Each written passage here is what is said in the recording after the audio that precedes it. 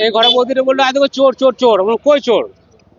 দেখে ভিতরে সামনে রয়েছে, সামনে থেকে নিয়ে বললাম এই এখানে কি করছিস? মেরে দিল ট্রেনের দৌড় নিয়ে ওই ছাদে উঠে গেল। ওই ছাদ থেকে ওই ছাদ, ওই ছাদ থেকে ওই ছাদ, এই শুধু করে বেড়ায়। কি খুলছিল?